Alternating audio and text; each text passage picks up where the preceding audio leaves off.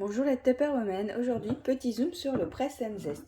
Donc le Press and Zest, c'est composé d'un zesteur et d'un presse-agrumes. Donc vous avez une râpe à zeste ici avec des plates étranchantes, avec des tout petits, vous voyez, pour pouvoir émincer très finement vos zestes. Elle va venir se poser ici sur la cavité du presse-agrumes. Elle s'emboîte, elle permet de stabiliser le zesteur et de récolter en même temps les zestes à l'intérieur. Donc au niveau du presse-agrumes, vous avez deux manches courbées pour l'ergonomie, mais aussi pour pouvoir presser sans effort, je vais vous le montrer. Vous avez à l'intérieur des rainures pour pouvoir guider le jus vers les trous qui sont en bas. Et vous voyez les trous, là vous en avez 9. Ça va vous permettre de laisser couler le jus, mais de filtrer les pépins en même temps. Donc ce zesteur il est conçu pour les citrons jaunes, les citrons verts, les clémentines et mandarines. Vous l'aurez compris, les petits agrumes. Ça va vous permettre de les presser et que les pépins ne tombent pas dans le jus grâce aux petits trous.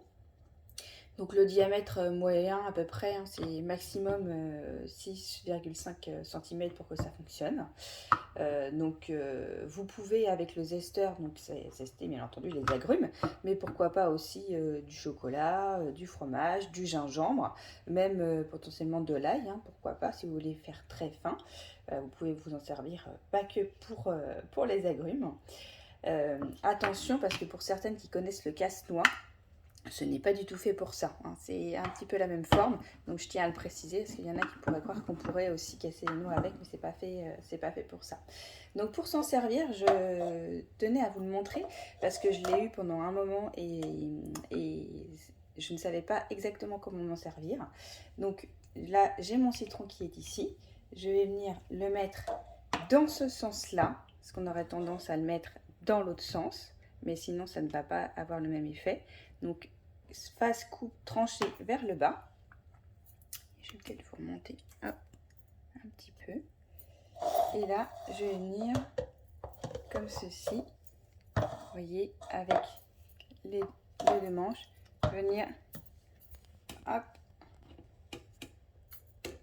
presser mon jus. Bon, c'est pas vraiment... Attendez. Excusez-moi. Voilà, je remets plus haut. Je vais venir presser comme ceci. Voilà. Et là, je vais vous montrer ce que ça a fait sur la peau parce que c'est ça l'intérêt. Donc là, mon jus est pressé. Et vous voyez, en fait, ça a retourné carrément la peau de mon agrume pour pouvoir enlever entièrement le jus. Petite astuce pour ceux qui ont un lave-vaisselle, ne le jetez pas. Vous mettez-le dans le lave-vaisselle pour le calcaire. Et également pour ceux qui ont des gourdes d'infusion ou autres. Si vous l'avez nettoyé avant, vous pouvez le trancher en petits et venir le mettre dans de l'eau pour faire de l'eau infusée. Voilà, donc pour vos vinaigrettes, vos sauces, vos marinades, aromatiser des desserts aussi, bien entendu, parfumer, comme je vous disais, des eaux, mais aussi des poissons, des viandes, des légumes, ou bien entendu pour vos cocktails style mojito, etc. Le presse-agrumes passe au lave-vaisselle. Par contre, il est recommandé de nettoyer le zesteur à la main, mais avec une petite brosse top, ça se fait très facilement. Voilà, j'espère que ça vous a plu. Si vous avez des questions, n'hésitez pas. Bonne journée, Tupperwomen!